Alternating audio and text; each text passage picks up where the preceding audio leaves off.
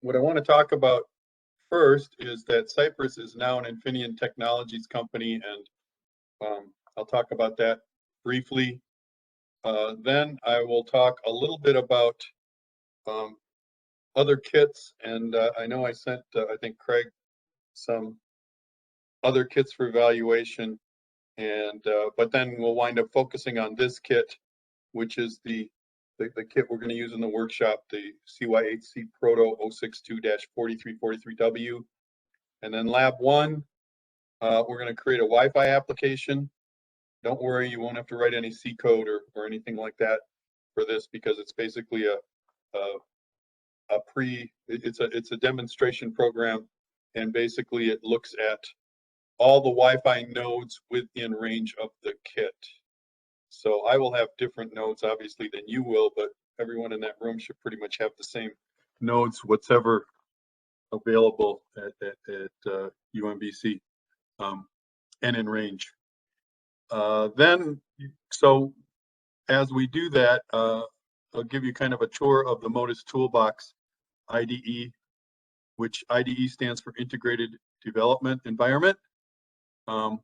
And while I'm thinking of it, I understand there might be several different levels of experience in the room. So, you know, please, if you have a question, raise your hand and I'll stop and we'll answer your question. So basically, there's really no stupid questions, especially since this is maybe your first experience. Certainly your first experience with this software, anyhow. Then the second lab will be creating a Capsense application with Modus Toolbox. So and the kit, and Capsense is the trademarked term from Cypress, now Infineon, for capacitive sensing. And capacitive sensing has been around for many years, but it really in the last 15 years has really become popular. You know, your cell phone, your touch screen, all of this is capacitive sensing, and it's like I said, it's become very popular because it's very inexpensive to implement, and as you well know, there's capacitive sensing applications in everything from automobiles to refrigerators to, you know, to microwaves and of course your phone and iPad and those kinds of things.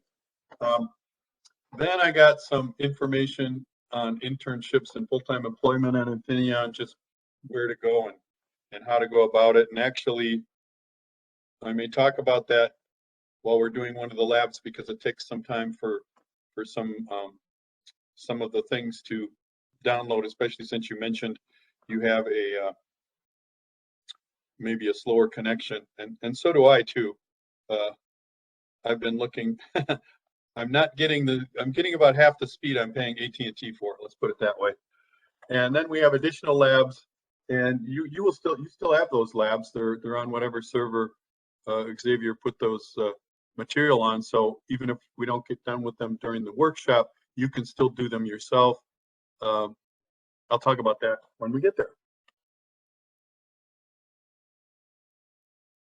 So on April 16th, 2020, the acquisition of Cypress by a company called Infineon Technologies was completed. Cypress being a US-based company that was founded in 1984, and Infineon is spun off from a company called Siemens in Germany in 1999. But Siemens, the company, you may have heard of a company called Siemens. It's been around over 100 years, maybe 150 years now. And Infineon was their semiconductor division, and now it's a standalone company. And basically, with the acquisition of Cypress, it becomes a top 10 semiconductor company. So top 10 in the world, that's kind of a big deal. Cypress had 5,000 employees. Now I have 50,000 colleagues, and a lot of them are in R&D. So what does this kind of mean to you? Well, two things. I mean, you might become an employee of Infineon, but here is not a complete list, but some of our major customers. And you can see Bosch, Continental. These are all suppliers that build things for they build things for like Toyota and Ford and General Motors. And then you've got in the area of factory, you've got, automation. In fact, Siemens is one of our customers, and robotics and things of that nature. And then in the consumer space, we pioneered. Well, we're one of the first people with USB Type-C, so we are the leader in that marketplace. So if you have a USB Type-C connector on any of your electronic devices, it's quite likely that it is a Infineon device on the other side of that connector.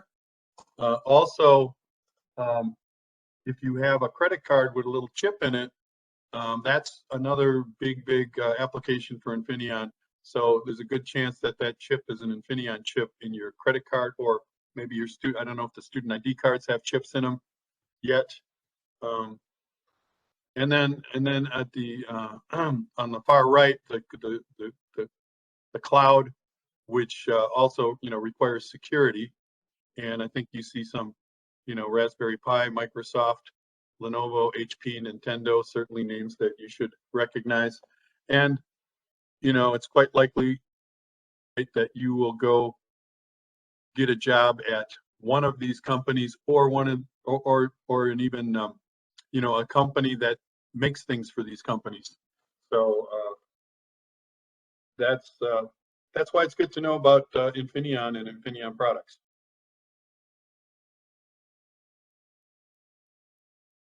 So what is a PSoC? Well, let me just do a check-in here. How are we doing? Is everybody doing okay on the install? All right.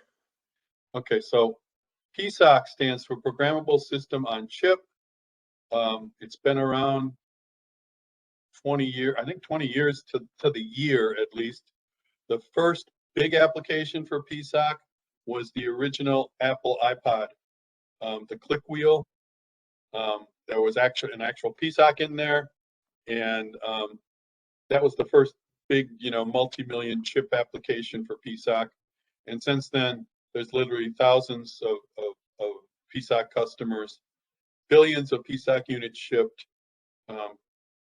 It's everywhere, including over 1,200 universities, and now with UMBC 1,201 universities. Okay, so anyhow, what is it?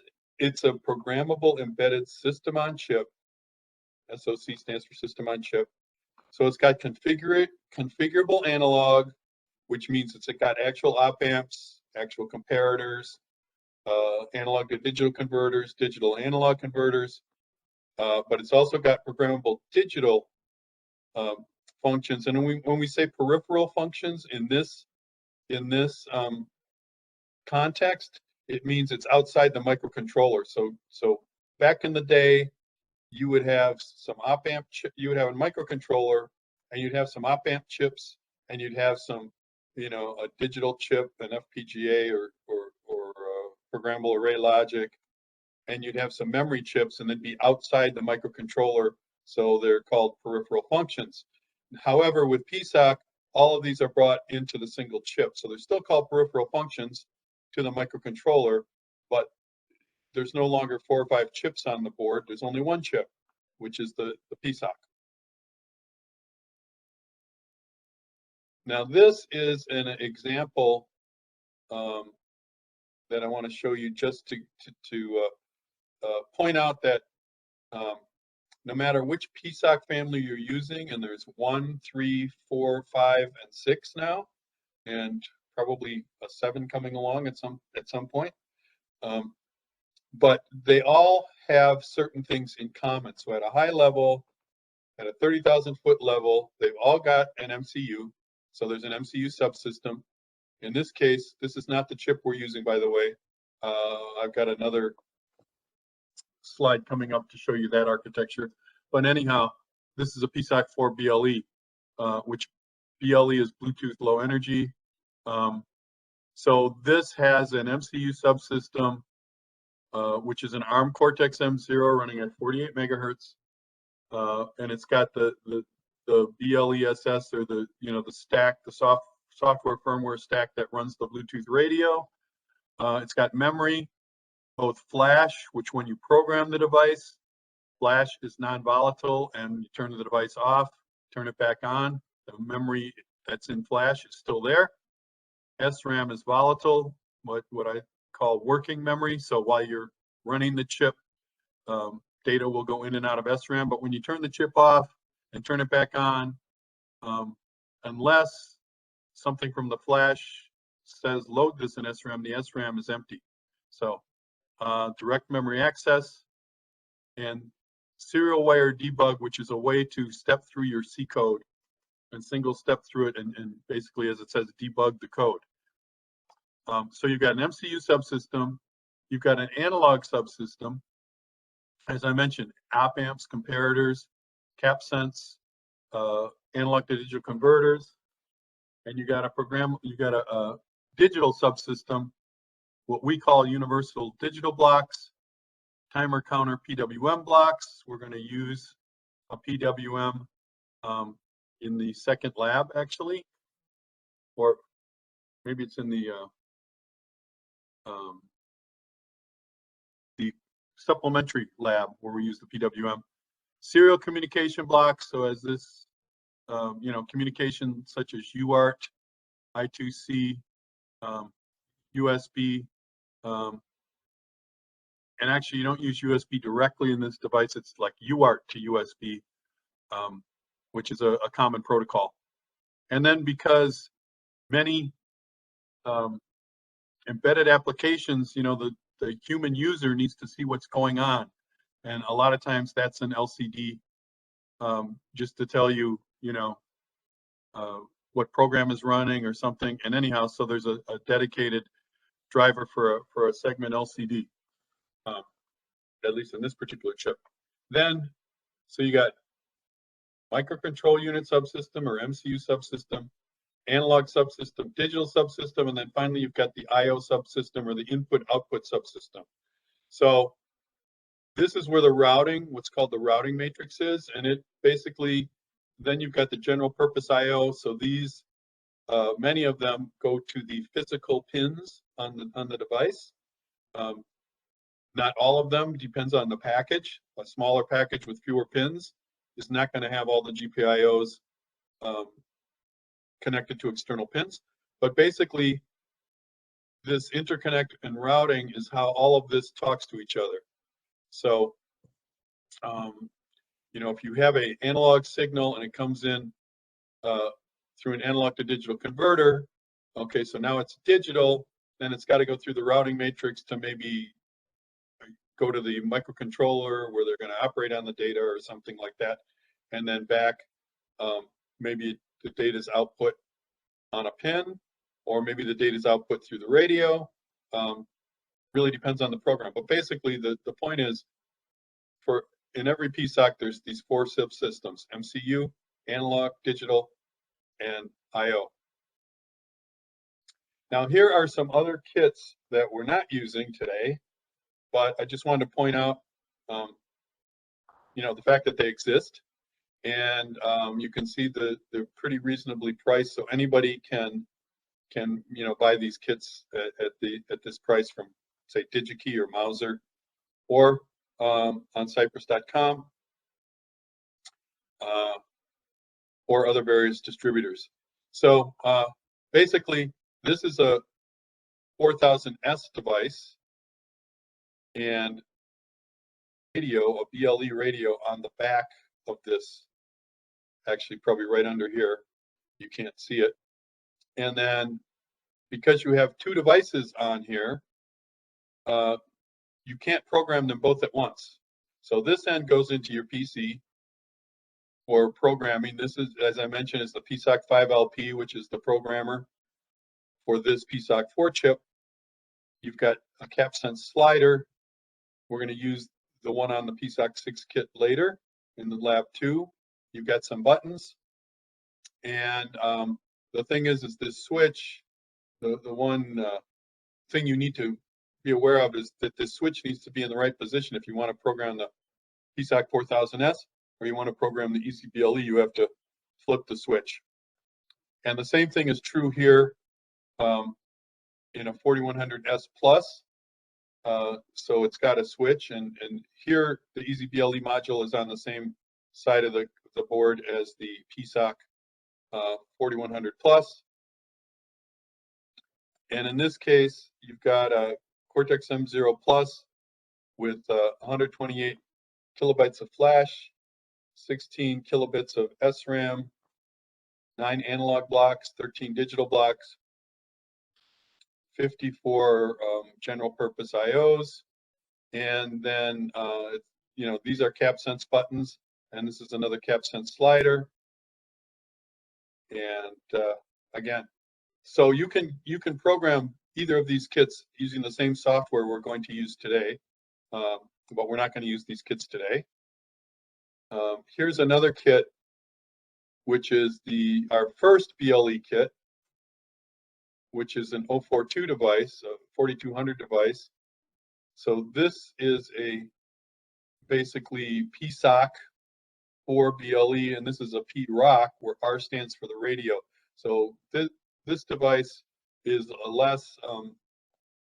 has less digital and analog functionality than this device, because it's mostly meant to be with the radio, where this also has the radio, but it can do a lot more data crunching and that kind of thing. Both of these are programmed here. We take this and stick it here and put this in your computer, and you can program it, and you can either leave it here or you can take it off because it has a radio and it's non-volatile memory. Power it up, and it will do what it was told to do when you programmed it. And so this kit, you can think of this as a programmer, or you can think of this also as a development kit, because you've got Arduino compatible, Shield compatible headers. You've got capacitive sensing slider. You've got our PSoC 5LP, which again is the programmer for this chip or this chip, depending on which one's on here. And then you've got this BLE to USB bridge, which probably if you buy a laptop today, it's already got BLE installed in the laptop. They just all come with it now. But when this kit first came out a couple of years ago, not all laptops had BLE in them, and so this will basically turn any device with a USB port into a BLE enabled device. Okay, now we get to the interesting part. Well, let me stop for a second and just ask, are there any questions so far?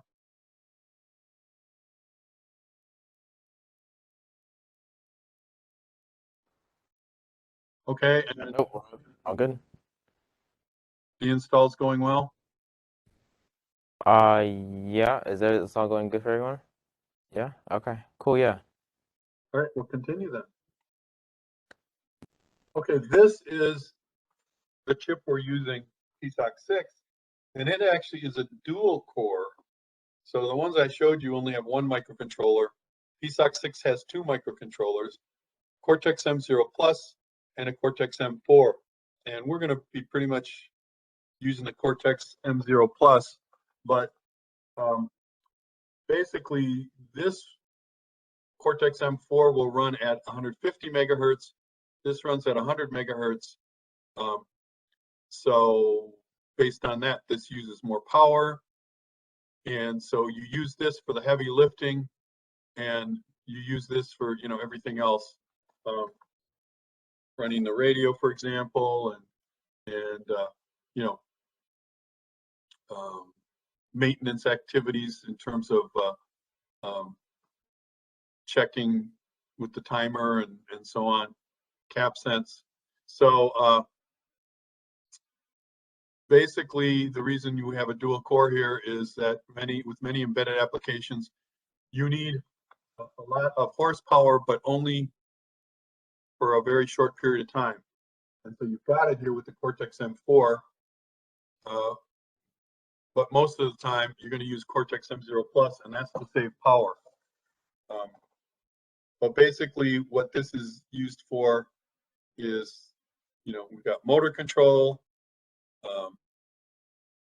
real-time operating system, secure boot. For example, this can do what I call DSP Lite. So digital signal processing, where this actually has an ALU and a MAC in it, multiply and accumulate, which is a key building block for digital signal processing in a microcontroller, and this does not. So you can do more with this, but of course it uses more power, and that's the reason there's two of these. And there's also some security issues here. Now with the IoT, there's always security issues, right? I mean, you want your project and you want security. You don't want somebody being able to get in your bank account or whatever. But anyhow, so what this does, when this boots up, this wakes up first, the Cortex M0 Plus, and it communicates with the Cortex M4, and it's supposed to get an encrypted kind of handshake back. If it doesn't, it just shuts down. If it gets the right handshake back, and that's encrypted, then it continues to boot, and all goes well. But there is some security, and as time goes on, and as more versions of the PSoC 6 come out in this family, 6.2, 6.3, 6.4, 6.4S, they add security features. So, and that's really important these days.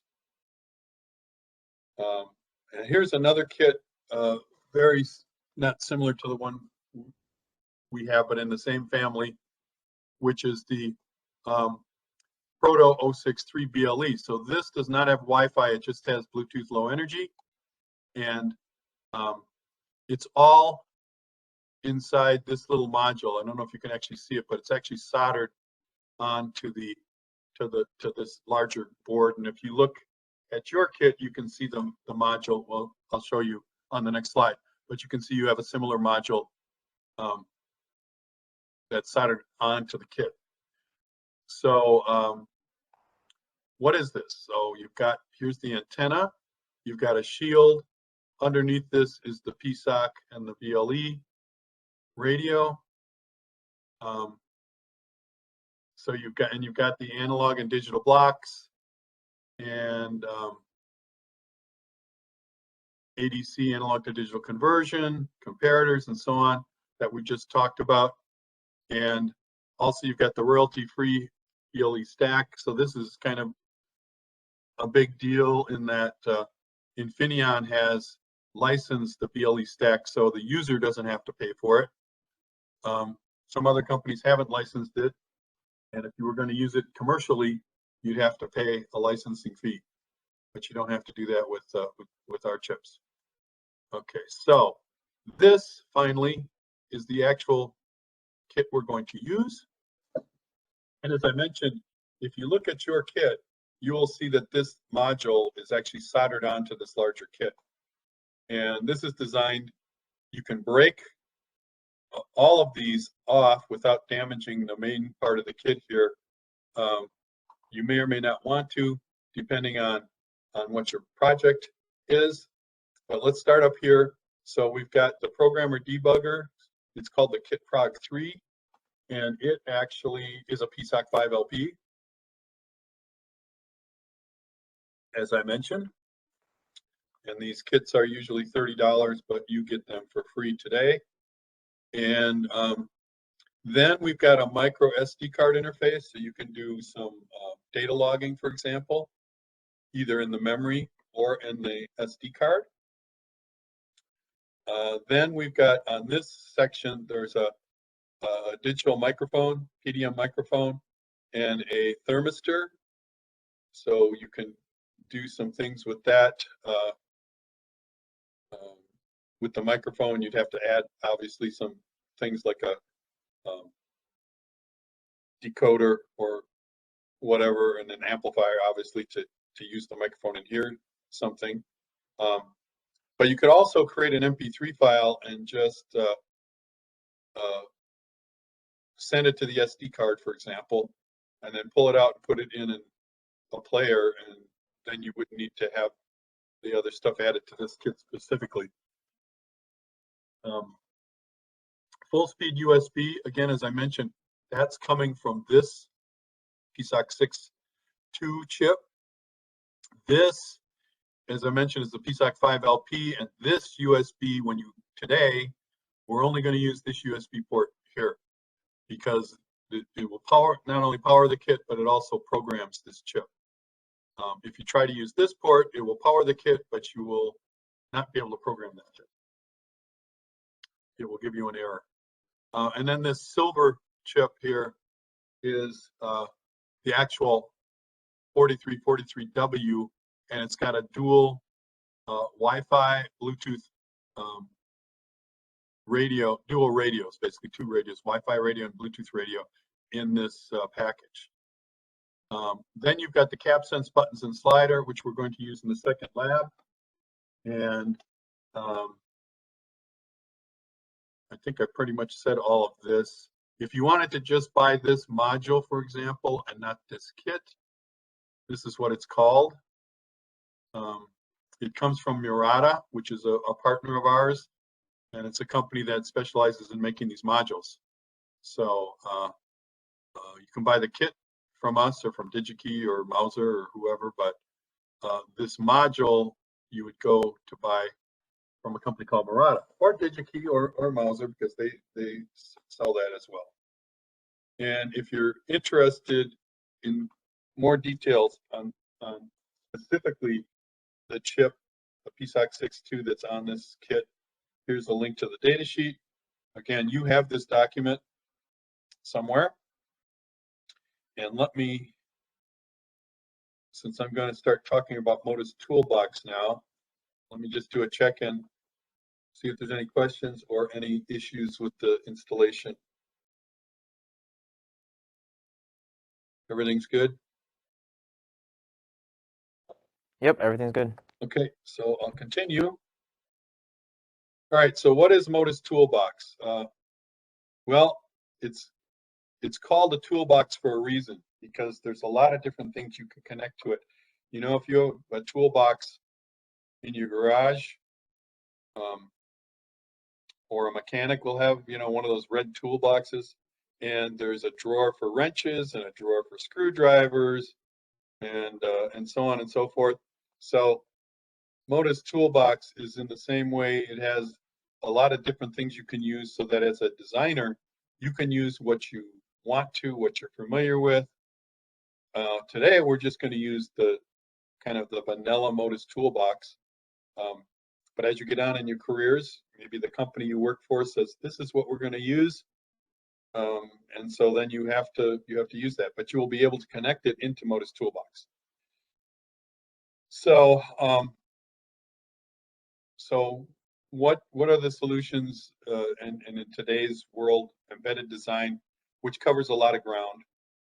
But then we've got the Bluetooth stack, which is basically the most popular worldwide Bluetooth radio because it just works very well and is bulletproof basically, and very easy to use.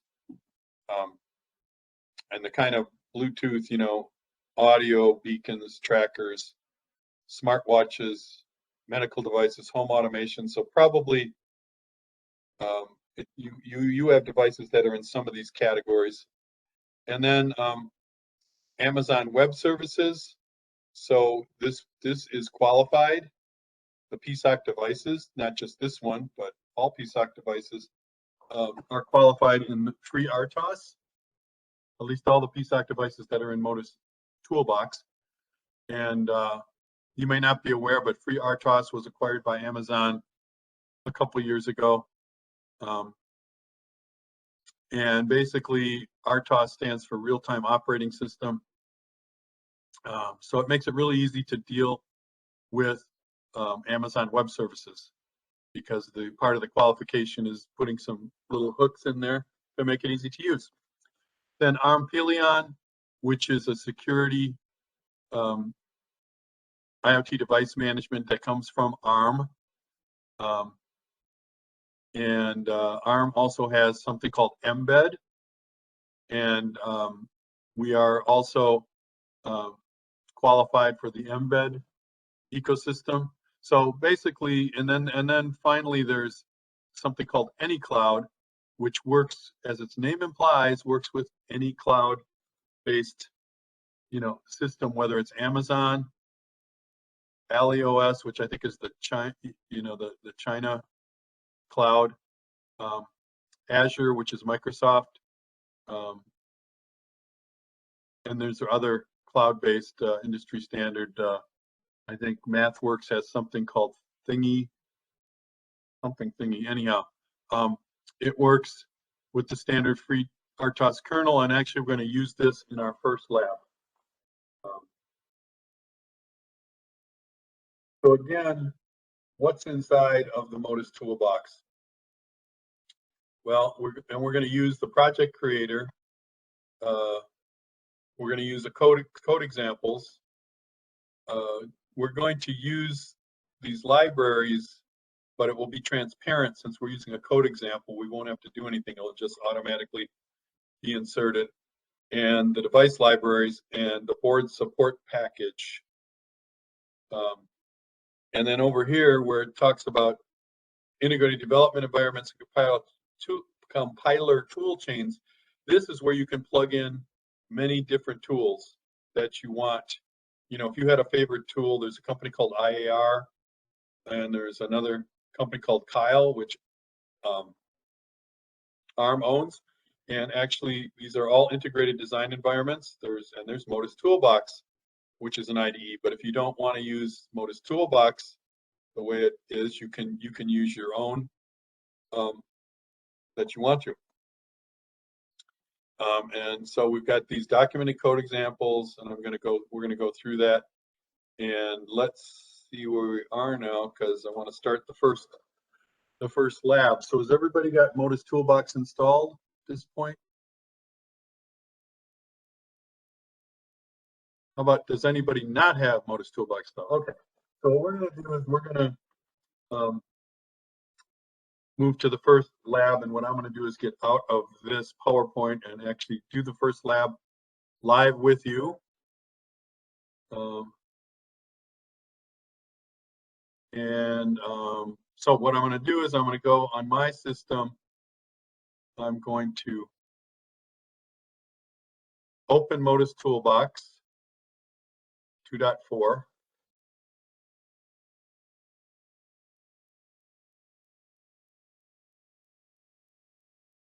And this will take, and what I'm going to do is create a folder called UMBC 11.5 for November 5th. But you can have any folder you, I have to create the folder first. I can't. There we go. So you can call the folder anything you want, or you can use the default folder. I'm just doing, because I got a bunch of different folders on here, I'm making something unique. So I open a blank screen basically instead of an already existing project. And I want to go through, step through this with you. And as we get through here. So, okay, so we've got the Eclipse ID for Modus Toolbox. I'm going to open this up. So what we want to do, so you've got what we call the quick panel over here, and here's where we're going to see the C code and various other functions. And then down here is your console, which will actually show you what's going on in terms of its compiling or what it's doing. And then if you have basically main.c open here, this will have an outline of the main.c, what the variables are and things. So first of all, you want to do is click on New Application.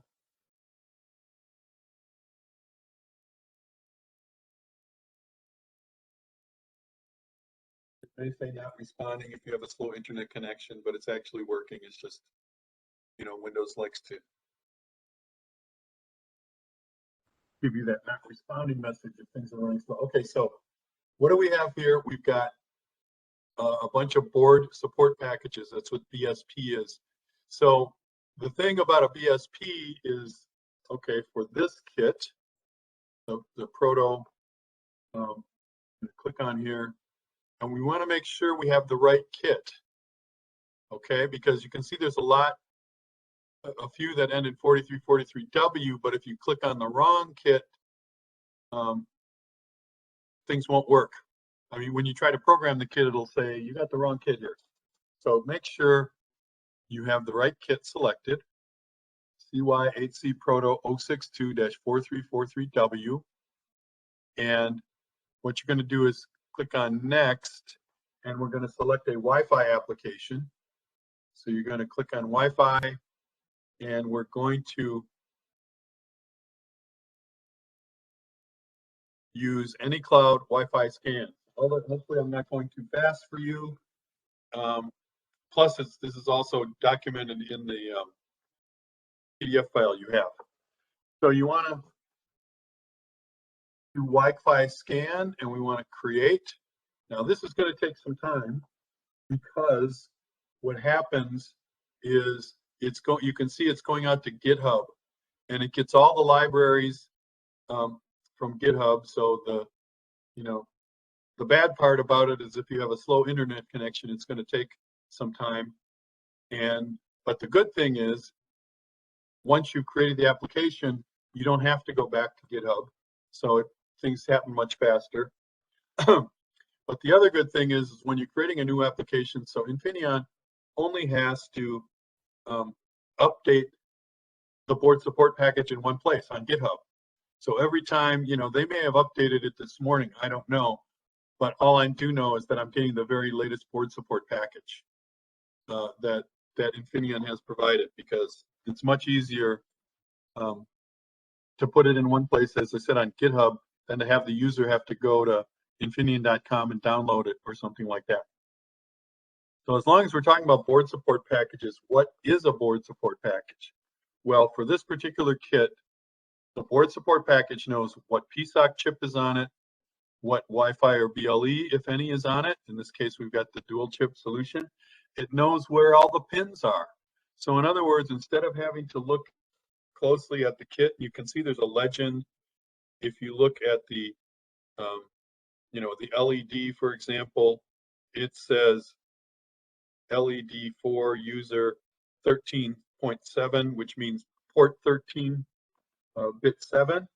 But all you have to do is use the nomenclature user LED in the C code, and it knows that it's that pin. So the board support package keeps you from having to constantly go back to the documentation and figure out, okay, what pin is this on? What pin is that on? It knows how to hook up the Wi-Fi chip to the PSoC, so you don't have to worry about that. And so that's what a board support package is. And you can see, well, you can't see right now, but in the previous screen, we had a variety of different kits, PSoC 4 kits, XMC kits, that all have board support packages. So anything with a board support package makes it much easier for you as a starting place. And this is the, this is the way it's done in the real world, and the way that it's done, at Google and Apple and everywhere else where they do this kind of embedded system design. But back in the day, you used to have to do all this, yourself, and it took a lot longer, and you'd have to go back to the documentation every 5 minutes to see what pin is this on, where is that register, so on and so forth.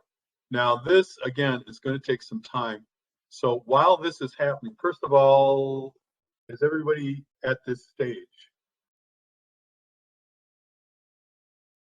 Okay, so this is going to take another few minutes. And basically you can see I've got two windows here. When this new window goes away, which is this window, and it's going to actually load what it's downloading here, it's going to load into the main window.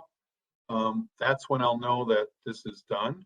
But in the meantime, I want to go back to the presentation so we're not just sitting here looking at this.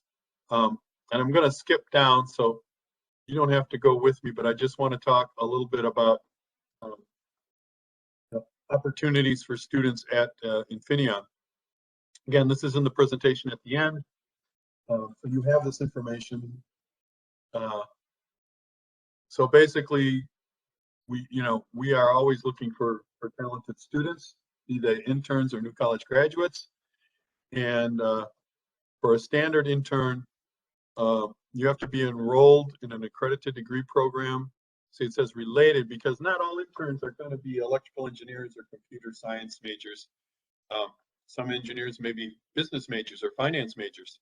So because Infineon, we've got 50,000 employees, there's a lot of different things going on. But so it says in a related degree program, or have graduated within the last 12 months and must be, 18 years of age, certainly in the US. And then, so the duration is maybe over the summer, or if you're kind of local, if your university is kind of local to the Infineon office you're working with. And actually we have one intern in Texas that is back on campus and still working for Infineon doing some testing and stuff. So actually you don't even have to be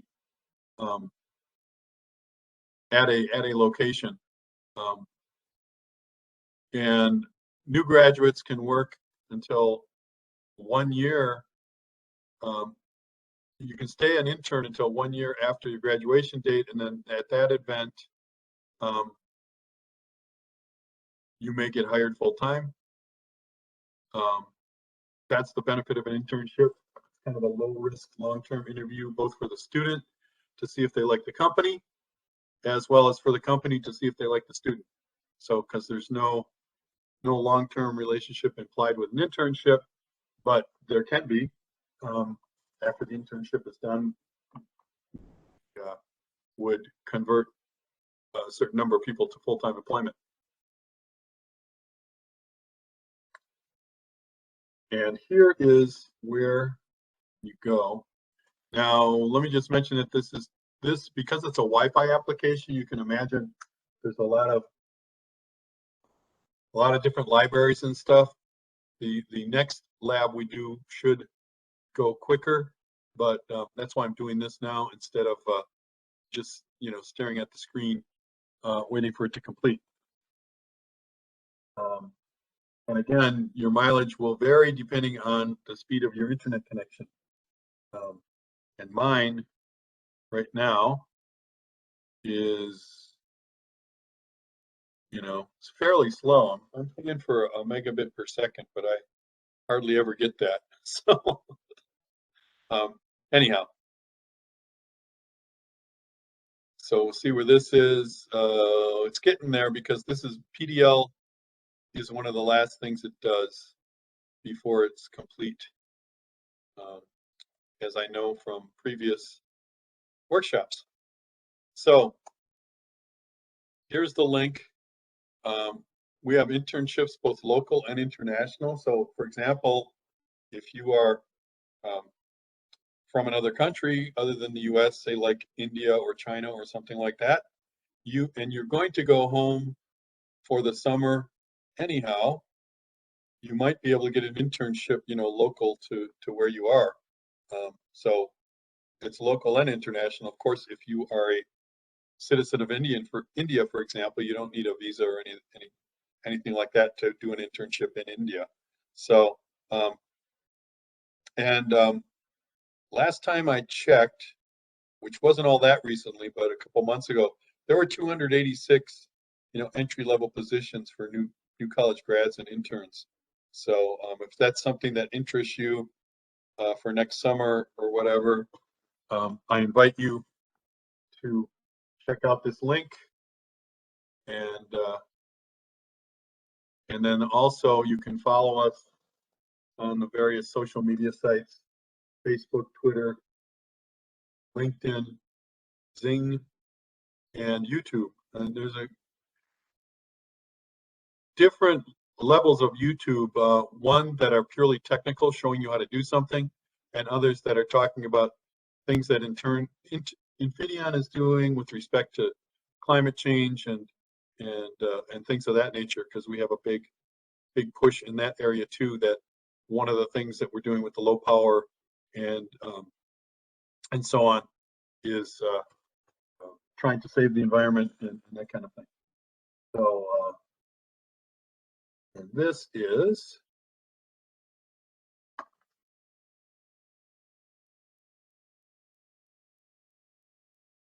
it should be almost done. Like I said, with the Wi-Fi application, there's a lot more libraries and things to load than with the second lab we're going to do. So you got all this Wi-Fi drivers and so on, that with the second lab we're not using Wi-Fi, so we don't have to do that. But this is pretty cool lab, and I would, or demonstration, and I would challenge you. What we're going to do is we're going to sniff out or scan for all the local Wi-Fi nodes that are local to the kit, that the kit can detect based on the range. And now we're just about done. And you know when you're home or in your dorm room, you know what your Wi-Fi connection is. And so I would challenge you to then go into the code and say, okay, if you see my Wi-Fi connection, connect to it. So because you got the code to scan it, and then you're just going to say, okay, if you see this one, let's connect to it, or at least say this one's been detected. Okay, notice that this disappeared. So if I go back here, it's just taken a few more seconds to load the files. It's moving the files from the previous, it's processing them basically, and importing. It's created the project, but it's importing them now. So momentarily, this will be good to go. My Wi-Fi connection is a little bit slower today than normal, so I'm not happy about that. But once this is created, then things go much quicker.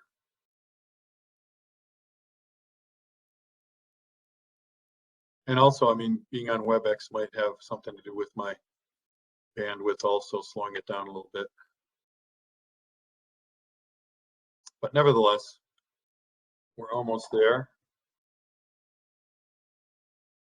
Any questions or any comments, or questions about internships or new college grads or anything like that while we're waiting? Okay, should be done now. Went away.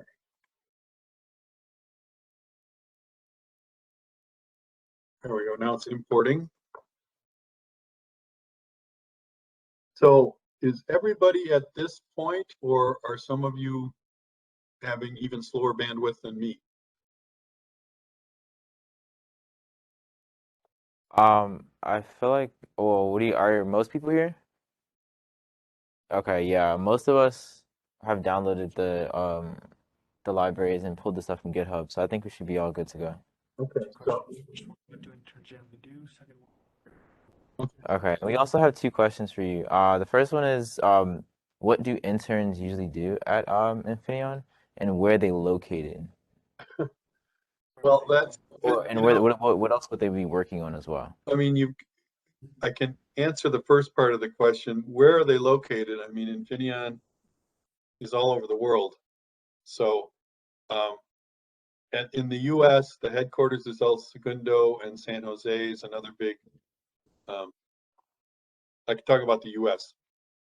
Another big headquarters, because it was Cypress headquarters, and in fact, with the acquisition of Cypress, Infineon Americas, as it's called, doubled the employees in America. So we went from 5,000 Cypress employees. I don't know exactly how many there are in America, but probably close to over 5,000 and less than 10. Anyhow, then in Austin, Texas, there's another big, there's a wafer fabrication facility, so there's a lot of people there. We have some offices on the East Coast as well, mainly in our power systems group, and I think that's near Raleigh. The Raleigh-Durham triangle there. And so that's kind of the US. And then, you know, it depends on who's recruiting. So you got to go to the website and look at the internships, and it'll tell you the location. Or you can say the location you want to be in, and there'll either be a position there or not. So that's on the website. What does an intern do?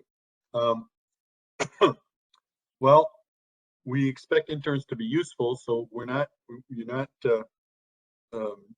just sitting there observing. You might take one of these kits like the one we're using today, if it's a new kit, and doing like a out-of-box experience type project where you take the kit, you know nothing about it. You're gonna take it out of the box. You're gonna read the documentation and see if you can get it to work, and then you're going to write a report on whether things went smoothly or what could be improved, something like that. If you're in an area where they're doing chip design and there's a chip bring up, and again, this depends on your level, whether you're a rising senior, whether you're a senior who's going on to a master's or whatever. You know, you'll be assigned, if you're hired to be an intern, you'll be assigned to a project that fits your skill level. But like I said, with a chip bring up, you might be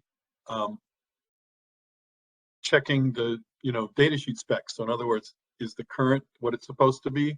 Is the power dissipation what it's supposed to be? Does it run as fast as it should? Does it run, that kind of thing.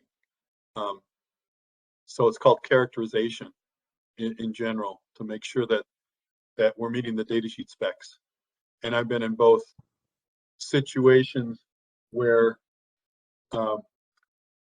they needed to get a chip out and they actually changed the datasheet specs to match the chip they have, or they respin the chip to match the datasheet specs over time. Not at Infineon, I haven't been here long enough, but over time at Cypress and another company I worked for called Xilinx, I've certainly, and Advanced Micro Devices, where I started my career, I've seen that happen from time to time, where the chip doesn't do exactly what they want it to do, and you got to make a decision: are we going to spend the money to redo the chip and meet the datasheet specs, or do we change the datasheet specs and start shipping the chip? So anyhow, that's a digression. But in general, an intern will be given a project that can be completed, in 3 months or whatever. And it might be writing an application note. It might be coming up with an application and writing an application note. Again, it totally depends on the department that is hiring the intern and what they need done. So I can't be more specific than that. The website would be more specific because those are actual open job requisitions, and it explains what you would want done, or what they want you to do. So hopefully, I hope that answers the question.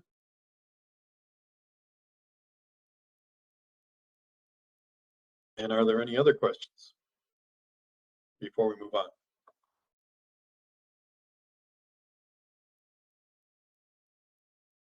Yeah, we're good.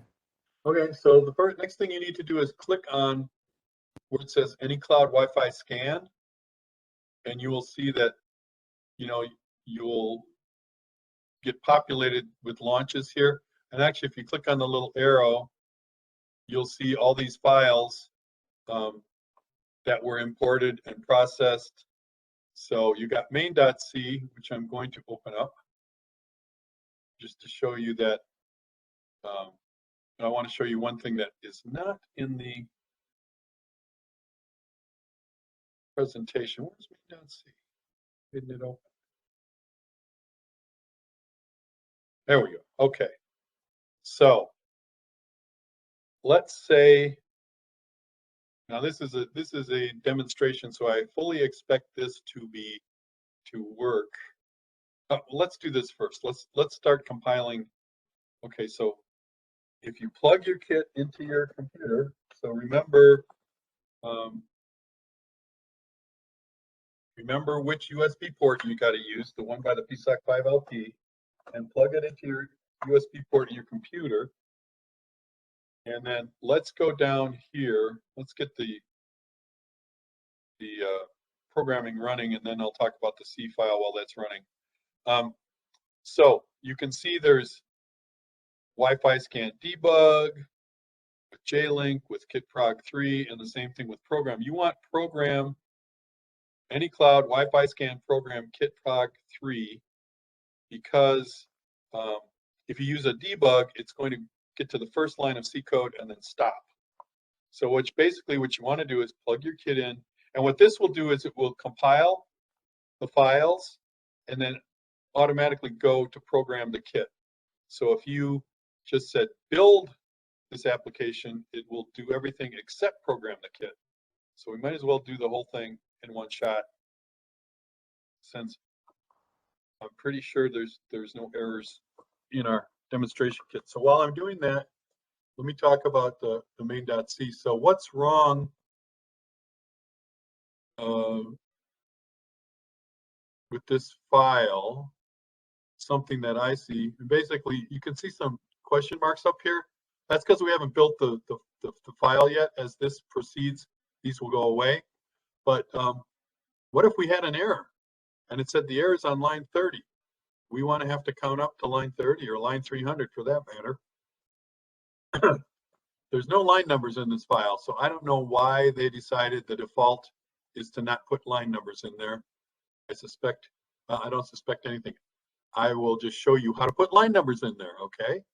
So you go to Window, Preferences, General, Editors, and I got to remember to put this in the file because I didn't. Text Editors. Oh, Siri thinks I'm talking to my watch. Anyhow,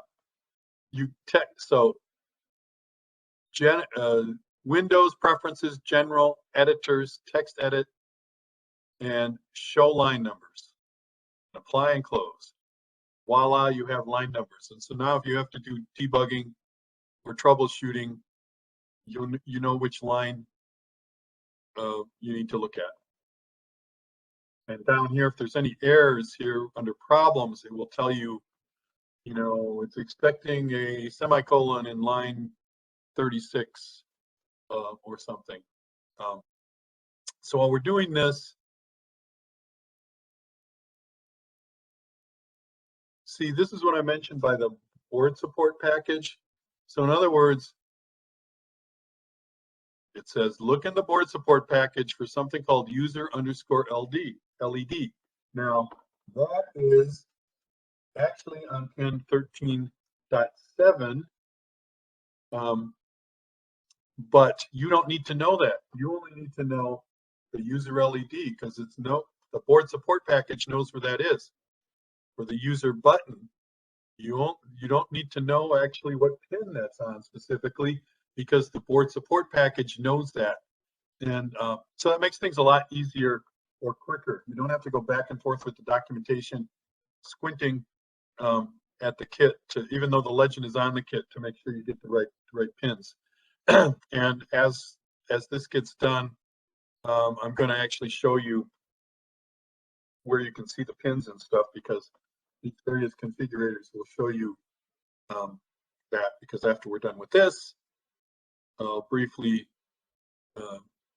give you basically a tour of the Modus Toolbox, and then we'll get to the second lab, which will go quicker because it's not Wi-Fi, a lot less to download. And suspect by that time we may be done, since we had some delays in the beginning. So the build is finished, 0 errors, 0 warning. Okay, so what do I do next? Oh, it's programming now. So by the way, if you get an error, if it build successfully and you get an error that in red that it can't program it, you picked the wrong board support package. So, and That actually happened to me this morning when I was running through this. So it's, even if you're used to using this, you can still make mistakes. So don't feel bad if you did, but okay, so what am I going to do next? Okay.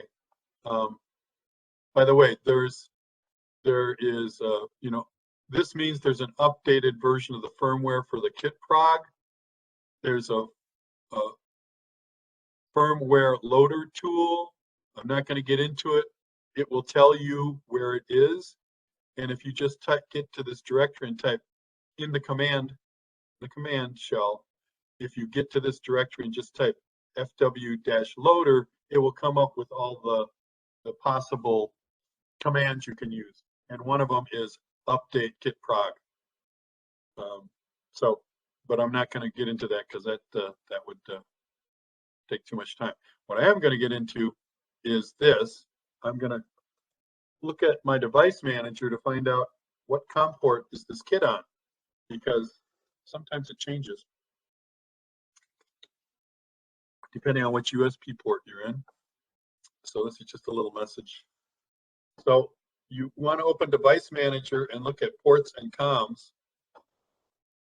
And you can see kit prog 3 is on COM 18. So now what I want to do is open the PuTTY program or the terminal program on a Mac, or TerraTerm if you decide to use that. But in PuTTY, I want to select serial.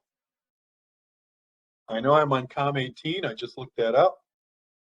And my speed is going to be 115200. So I know that because all the legacy Cypress kits use that speed for the USB port. And I'm going to open it. And now you can see that these are all somebody named Marie. That's a new one. Must have a new neighbor. This is actually my Robo vacuum cleaner. There's my printer, and then all these other ones are neighbors or ones that are in range of this. Now, if I press not the reset button, because that turns everything off and it boots on, but if I press the user button, this goes from looking at 4G to 5G, and lo and behold, there are no 5G connections in my neighborhood, which makes sense. If I was at work in my office, I might see some 5G connections, but I don't see any here. And if I press the user button again,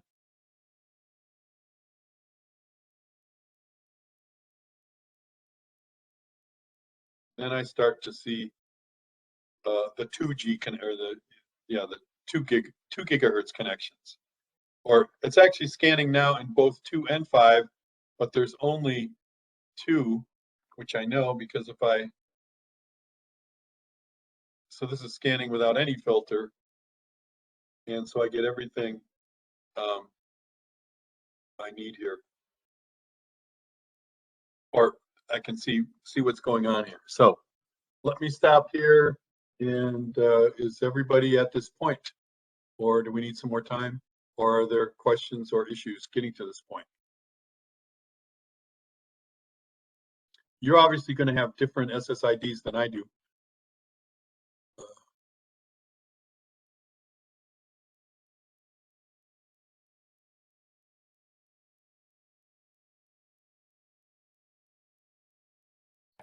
Hey, Mr. Kane, could you go back over what you did to be able to see all the Wi-Fi the modules through PuTTY?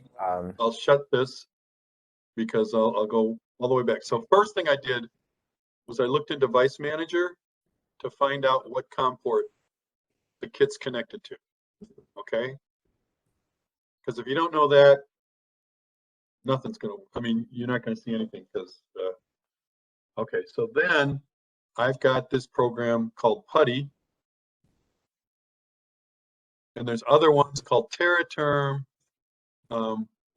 Just you need a terminal program. So PUTTY. So I open it up.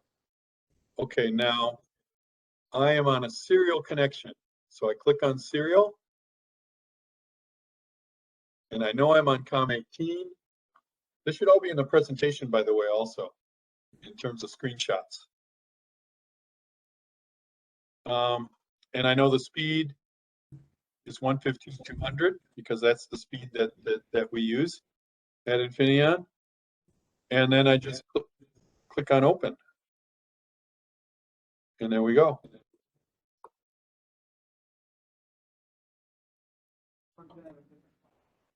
Yeah. Okay. Did everyone got that part? Okay. Got you.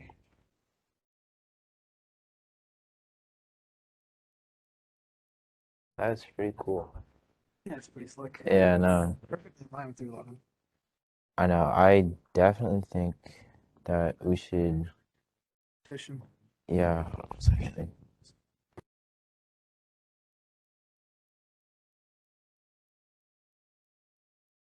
Do we want to move on, take a short break, or?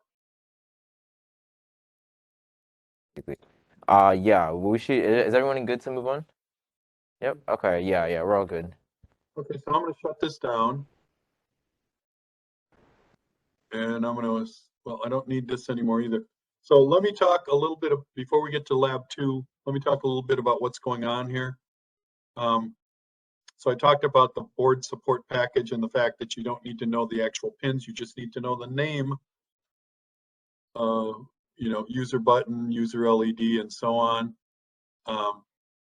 And then here you're, again, the board support package, UART transmit, UART receive, because the board support package knows, again, where these functions are.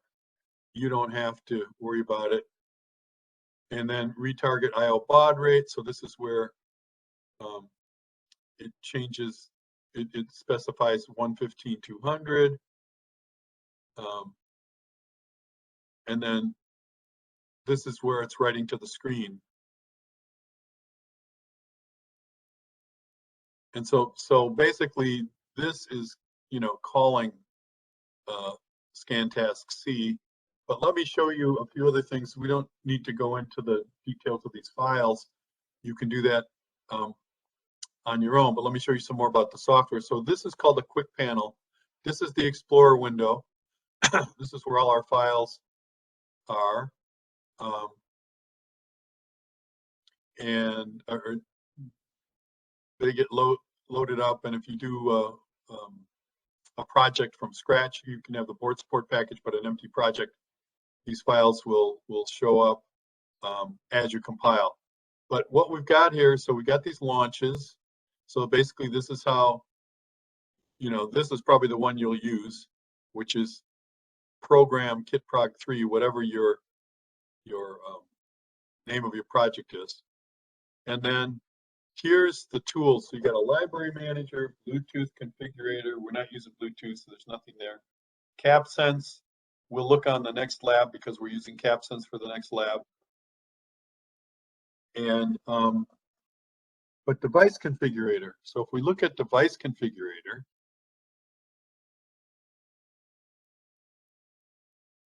and this will open another window. And basically here we can look at what's being used, what peripherals and what hardware is being used.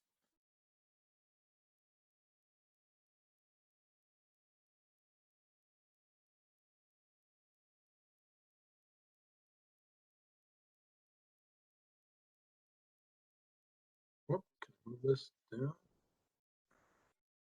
Okay, so this shows the system clocks basically.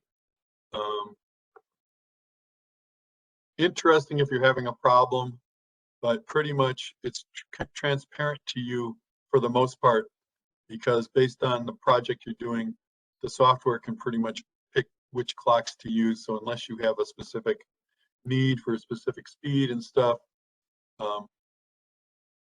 this just gives you a map of which clocks are being used.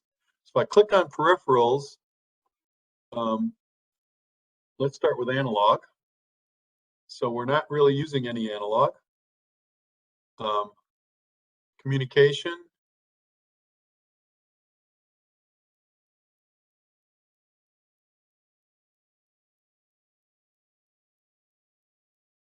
you can see here's the memory interface. So the ones that would be checked are the ones that are being used. Look at digital. So we're really not using too much here because basically we're just using the Wi-Fi radio. And this is the PSoC, right? But if you look here, this is the actual nomenclature. But if I look here, I can see that I'm using, looking at the Bluetooth power and the Wi-Fi and so on. Now, if I look at the pins, these are the pins that I'm using, and you can see that, okay, here's the I/O for the Wi-Fi and the clock, and those are all on port 2. Not using anything on port 3. I don't think we're using anything on any of the other ports. And if I make this smaller, so I can make this larger, oops, should be able to do that. Let's just do this. I'm holding control. Okay, I can zoom in that way. So where is my pin 13.7?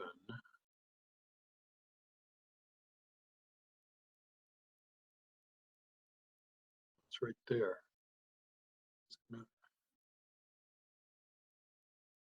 If I click on any of these pins, it will tell me how it's configured. And what it is. So this is a watchdog. This is Capsense.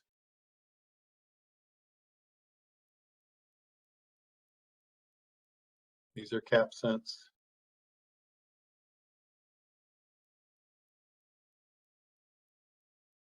So anyhow, you can change these if you want. So if you wanted to change these, there's many different ways, depending on what else is going on. Whether you want a resistive pull up or pull down, various ways to configure the general purpose I/O, again, depending on what it's connected to. So let me here again.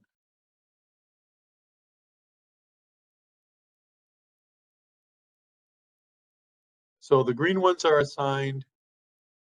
The yellow ones are dedicated. So in other words, you can't do anything with them except what they were meant to do. And then the white ones or the clear ones are undedicated, unused general purpose I/O. So you got the power pins, you've got the dedicated pins like reset, and then there's no errors here. But if we were trying to use a pin for the button that wasn't connected to the button, we might see an error here. So there are various. I'm going to close this. There are various configurators here.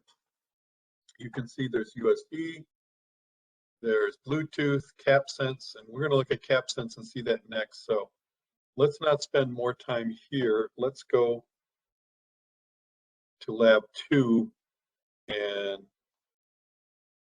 so we got here, this is and I just showed you this, or at least a little bit of this. And now what we're going to do is we're going to, first of all, switch to a new workspace. Now, the reason I do that is because if you added a new project in here, you can do it, but then you're going to have 2 main.c's, and you might spend half an hour working in the wrong main.c. So what I do is I clear it out, and I just do, you could either delete the application and create a new application, but I want to keep this, let's say. And so now I'm going to switch to a new application, switch workspace. And I'm going to use other and browse. And I'm going to go up. I think I got one. I think this is empty. I'm just going to call it test 2. And so basically what this does is it closes Modus Toolbox and reopens it in that new directory. And it'll take a few seconds, but it's well worth it. A few seconds lost is much better than a half hour or an hour lost working in the incorrect main.c file. So that's another kind of gotcha here, because it'll allow you to put several different applications in the same directory. And if you're not careful, because the files are going to have the same, you know, at least the main.c file is going to have the same name, no matter which application or which project you're going to open, because that's just a common nomenclature for the files.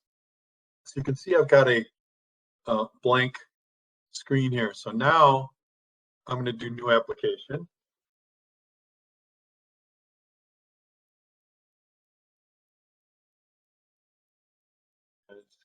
Okay, and obviously we've got the same kit, right? So make sure you get the right kit, because a lot of these, there's 4 of them now that end in 4343. So, and I said I picked the wrong kit earlier today. So, okay, now this time, it's actually a peripheral, I believe. But something else we could do is we can just type Capsense. Oh, it's actually in sensing. Okay. So we're going to take Capsense button and slider.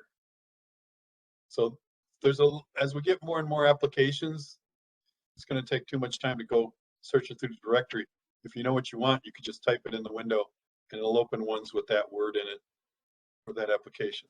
So we're just going to use Capsense button and slider, and I'm going to create it. And again, this is going to take some time, but not as much time as the previous one. But as we're doing that, I want to show you something else here. Actually, I can send you, I think I have this on the reference slides or where to find this. But basically, the PSoC 5 LP that I talked about several times, well, this is the CY8C kit 059, which has the PSoC 5 LP here, which is the target chip, and the PSoC 5 LP here, which is the programmer debugger. And it's got, as you can see, 2 USB ports. This is for programming. And if you're using USB out of this chip, then you use this USB port. So there's a very easy way to turn this kit into a 100 kilohertz waveform generator and oscilloscope. And the kit is $15. So for $15, some headers and some wire that you can make your own twisted pair and connectors, you can, and then this is open source software that's on GitHub. And so I went through all this. Okay, so, and that is let's see,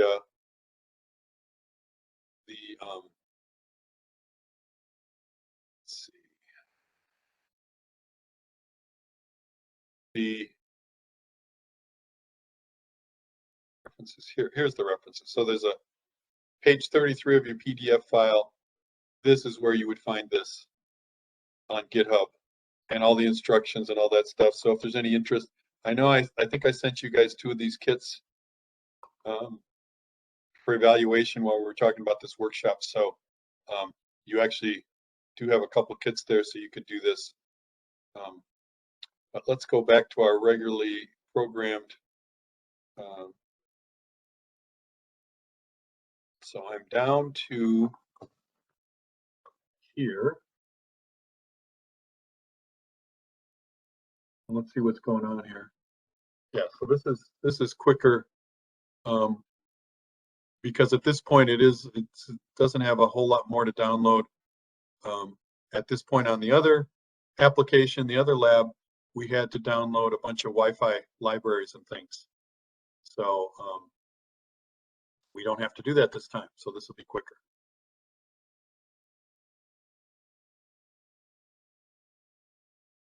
There, yeah. So now however long it takes to process the files and load them over to this window, and then we're ready to go here.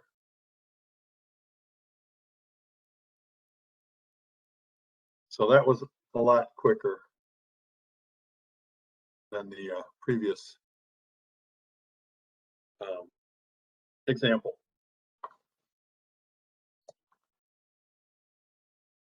Okay, so, all right, so again, same thing. This remains empty until you click on the actual project, so it knows which project you're looking at. And then once you've gotten here, let's just, well, let me open main.c so we can look at it while we're compiling and stuff. So let me just click on this. Well, now it's going to compile, but if we look at the C file, you can see we've got the header files, board support package, hardware abstraction layer, the config, and then something called led.h, because what we're going to do here is we're going to use the Capsense, you can see the Capsense.h, to control the LED, both in intensity and to turn it on and to turn it off. So the buttons will turn it on and turn it off, and the slider will change the intensity. And you can see we're using the EZI2C here for interrupt, and it's got to be higher than the Capsense interrupt.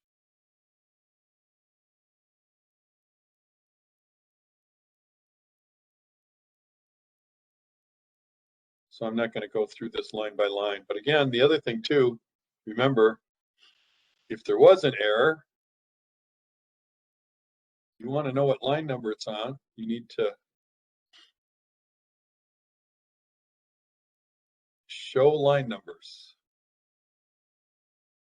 So now you got line numbers. So if you had an error on line 161, you wouldn't necessarily want to count from up here to line 161. So, okay, so this works. So what I'm going to do is I'm going to, for the moment, stop sharing my screen and turn on my camera while I get a longer USB cable so I can hold up the kit and show you what's going on here.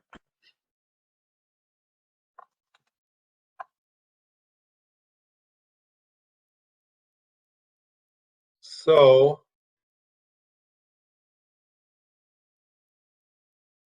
okay, so I've got the kit, right?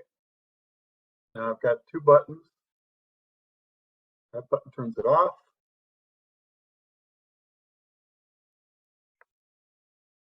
That button turns it on. It's a little hard on. And then the intensity is covered by the slider.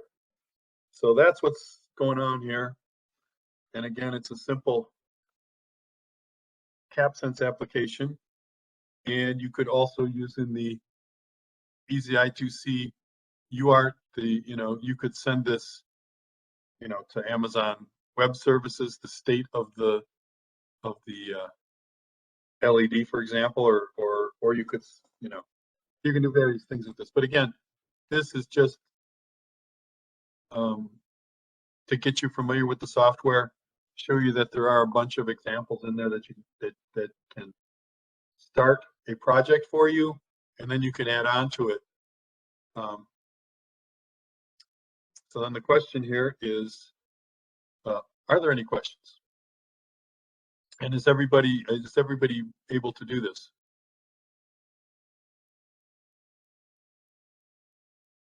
Okay, sounds good. So the other thing I wanted to show you, and I don't think we'll get to it. Well, it's up to you, because you've got two other files. One is called Lab 32A, and the other one is called Lab 42A, I believe. But basically, and especially for you students who are maybe just starting in your engineering program, this is basically a lab manual from what is going to become an online class. But it works it works face to face as well. But as you can see, what we're going to do is we're going to blink an LED with varied on and off times. And it starts out very basic, you know, with what is an LED. So again, if you don't know, this will tell you what it is. This shows you a typical LED circuit with the LED and a resistor, current protection resistor, so the LED doesn't overload. Hey, Mr. Kane. Yes. Are you supposed to be sharing your screen? Oh, yes, I am. I forgot I stopped. No worries. So let's go back here and share my screen. Okay, so as I said, you've got these two supplemental labs. Technically, we still have I guess 45 minutes left. So what I'm trying to do with these labs, so like I said, they're very fundamental. Here's the basic LED circuit. Some of you will already know this, some of you may not. Then an active low configuration means you're going to, through the MCU, you're going to drive to ground. An active high, you're going to drive high from the LCD. Now, all legacy Cypress kits that I'm aware of are active low as far as the LEDs go. So, but they could be either way, but that's the way we decided many years ago to build them. This is your hardware requirement, the same kit that we used and have been using all day. And then it basically just goes through step by step how to do this. Now, the difference here is that you are going to choose an empty PSoC 6 app, which means the board support package is there. It knows what user LED, what pin user LED is on. It knows what pin user LED button is on. And and then when you create the project, you get this part is automatically, it's generated because you're going to need this. You're going to need the peripheral library. You're going to need the hardware extraction library, and it knows which board support package. And in fact, all the way down to here, line 13, all this is done for you in the C code, but then this is where you would have to start typing in C code. You don't have to know it, you just have to, but like I said, user LED 1. So basically, when I showed you in the configurator, you can have a different, you know, drive high, drive low, strong drive. So instead of going to the configurator and choosing that, you do it in the firmware here. And you're saying LED state off. So that's how you're going to start. And then this part of the code, because it's active low, when it's true or 1, it's going to be off. And when it's false or 0, it's going to be on. So it's going to be 1 second off and 3 seconds on. And then here's the whole code. So the way I do this, because this is, I think, self-explanatory. So, oops, go back here. I'll stop sharing my screen. So, because this is meant to be an on-demand online lab, in order to get feedback, if you want to continue here, let's do that lab, and I will just let you read the document and just do it, and then let me know if there are any issues or questions, which will be for me at least, an indication of the quality of the document. Because if you can just read it and do it, it's pretty good. And if there's issues, then I need to fix them.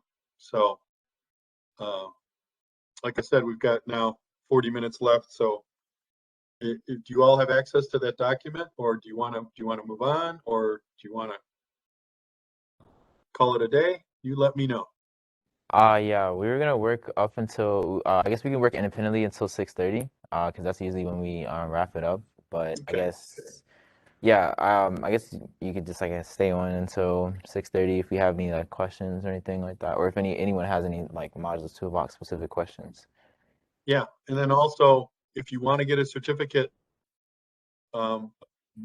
maybe Xavier or someone can collect email addresses and names and send me a file, and I'll be happy to create certificates. And also then once that's done and I've emailed them back to you, I will delete your emails. So, but then it's up to you whether you want a certificate or not.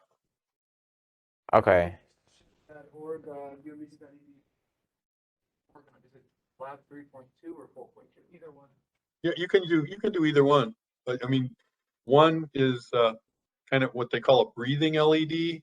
So it's going to get brighter and less intense on its own.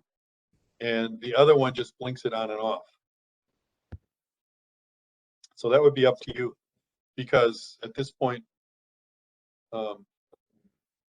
you know, we're just you've been through the software twice, and I think this document, to me, and you can let me know if I'm wrong, but with this document is so detailed that if you can read and you don't make any, you know, typographical errors, it should work without a problem. I mean, I've done it, I've been through it myself, but of course, I've got more experience, so I don't want to make assumptions. I want to know from the students whether this document is going to work for them. All right, sounds good. So yeah, we're just gonna work until 6:30. I guess we were just walking around helping students with the either 3.2 or 4.2. So Okay. Well, tell you what, if there's feedback, why don't you just, you know, send me in an email. okay. I mean, I can stay on Yeah. until Yeah. I can stay on for the next 6 minutes, whatever it is. Okay. We actually do have a question. You can Sure. talk. Yeah, okay. So, hi, I'm Andrew. I was working on lab 2 and saw that a couple of the buttons, it looks like some of them will proc while you have your finger on 2 of the different Capsense parts. So if you look at the slider, going from a high to the low button will make it pulse or go high and then low, but the other way around will not occur. So is there like a priority with the slider on where, I think it's interrupt based, right? Yeah, I So- think I think the priority, yes, it's interrupt based, and there definitely is a priority on the slider. And I think we looked at that in the code.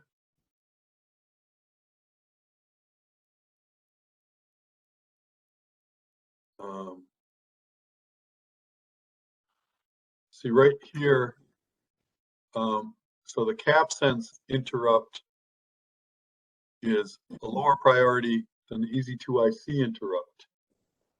And I think you might, by doing that, I don't want to say you're confusing it, but you know, this is a demonstration project, and it's not really meant to be like bulletproof or something. There are things Sure, yeah. so that wouldn't happen if you were designing a product using this. And then also, let's see, we can look into, oh, we never looked into the Capsense configurator, did we? That's what we were going to do. So I'll do that briefly, just so you can see what that looks like. And then there's something called the Capsense tuner, which we did not use. And that would be another way where you would adjust the sensitivity of the capacitive sensing using the tuner. So, you know, how thick is the plastic? Is there plastic? Is it underwater? So basically, this is what the Capsense looks like. So this is full auto tune, so you don't have to worry about it but you got button 0, button 1, and then you've got the linear slider. And by moving these, you know, the finger capacitance, and by touching, like say if you laid your whole finger across the slider, you know, it doesn't know what's going on quite. The light's kind of blinking, and so you can set these settings. And the way the Capsense works is when you're not touching the board at all and it's on, there's a clock, the capacitor charges up, and then there's a clock that Ground, and that- so it discharges the capacitor. that counts down until it gets to a certain level.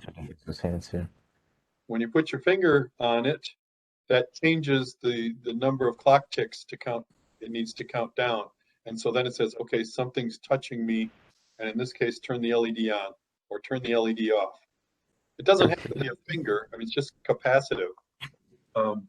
So any, like one of those pointers with a capacitive tip on it that you use sometimes for tablets or something, it, you know, that would work just as well. But here's where you get the threshold. And so you're doing the auto tuning and stuff.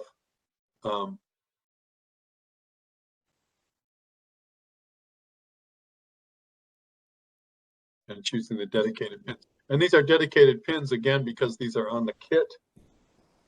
And they're also the ones that we would recommend you use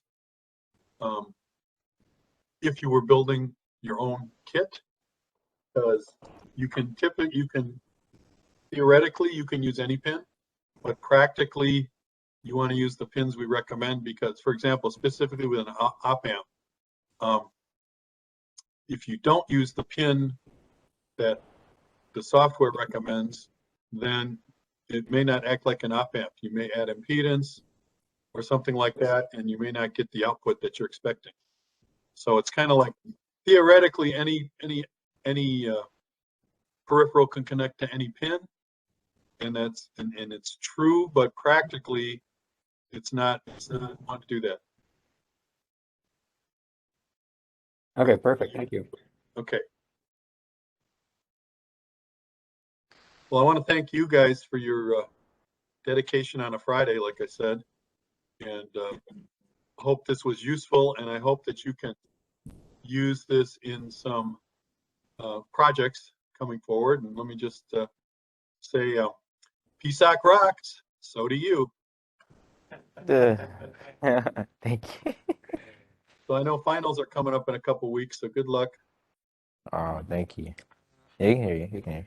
Mr. Kane, this is Timur. I'm the chair for the club. We just wanted to say thank you so much for sending us the kits and hosting the workshop. This has definitely been like probably one of my favorite workshops to go to. So thank you so much. Glad to hear that. Great. Great. All right. So good luck, and hopefully this flag goes away sometime so I can